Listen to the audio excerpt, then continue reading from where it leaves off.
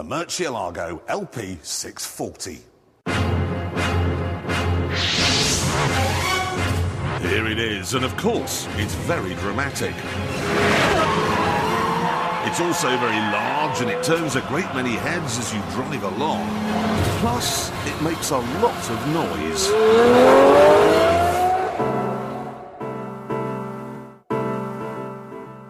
But if you actually look at it, it's not that outlandish. It was actually styled by a Belgian, same chap who did the Audi A2, and there are no big spoilers sprouting out of it. There are no rotating knives. There aren't even any machine guns.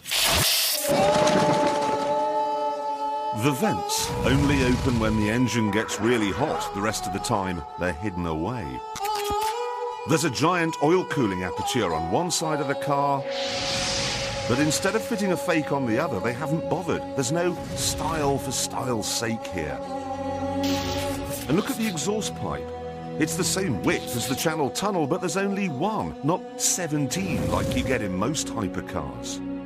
You even get a device that raises the nose for going over speed humps. This is all fine, but what's the point of a Lamborghini that doesn't have space thrusters sticking out of the side?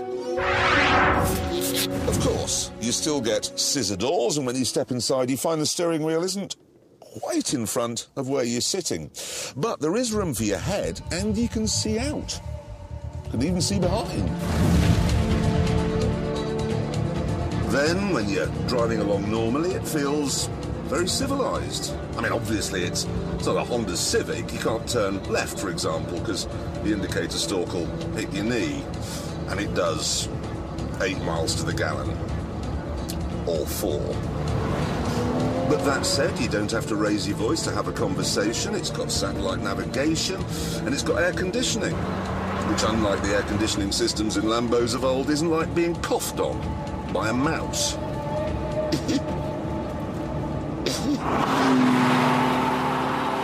This is all very worrying. You see, it's 8 years since the Captain Sensibles at Audi took over Lamborghini.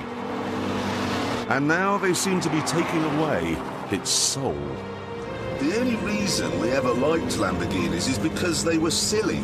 Taking that away is like taking away the sunshine from a summer holiday. You're left with nothing.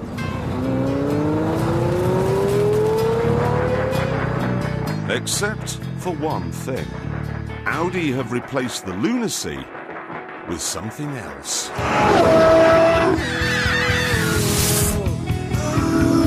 They've increased the size of the V12 from 6.2 to 6.5 litres, but what it delivers is simply staggering.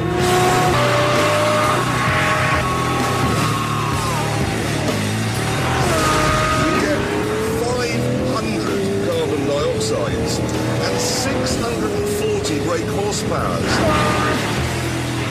That's more than you get from a Porsche Carrera GT or a McLaren Mercedes SLR. It's more than you get from a Zonda.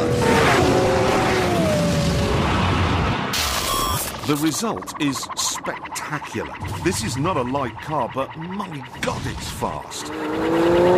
Properly, savagely fast. 60 takes 3 and a bit seconds. The top speed is 200 and... Tell you what, let's find out.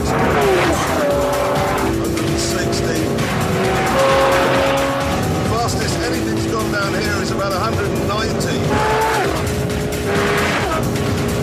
That's 200, we're quicker than anything ever. Look at that, 207. 207 miles an hour.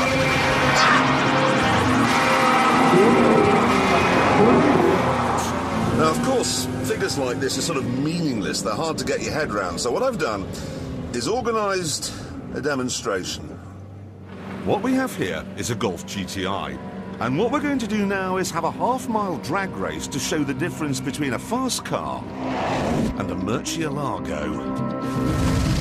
Okay, now this has Formula One style launch control. What you do is you hit the sport button in a Murcielago, turn the traction control off, and then floor the throttle. When the revs hit 4,000, the clutch will bang in and we'll be off.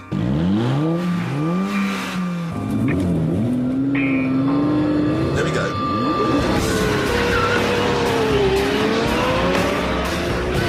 Wow. What's gone? Big wow.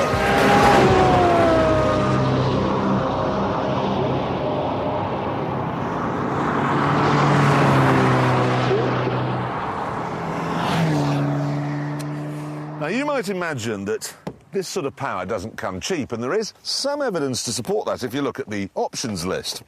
That little bit of carbon fibre there on the centre console, £4,000. Carbon brakes, £7,780. If you want the brake calipers, these things, if you want those painting, that's £600. Transparent engine cover, you see that on the back? £4,000. Flappy paddle gearbox, £6,250. You'd need a flappy paddle head to spend that on one of those.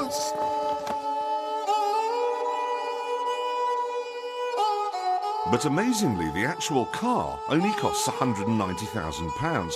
That's about half what you'd pay for a normal hypercar. So, it's quite well priced, it's hugely powerful, and it's surprisingly elegant.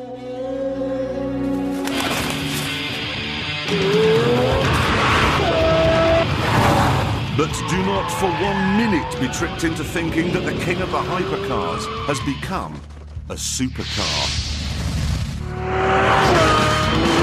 In the twisty stuff, it's still a card-carrying lunatic. You take one liberty with it, and trust me on this, you are going down.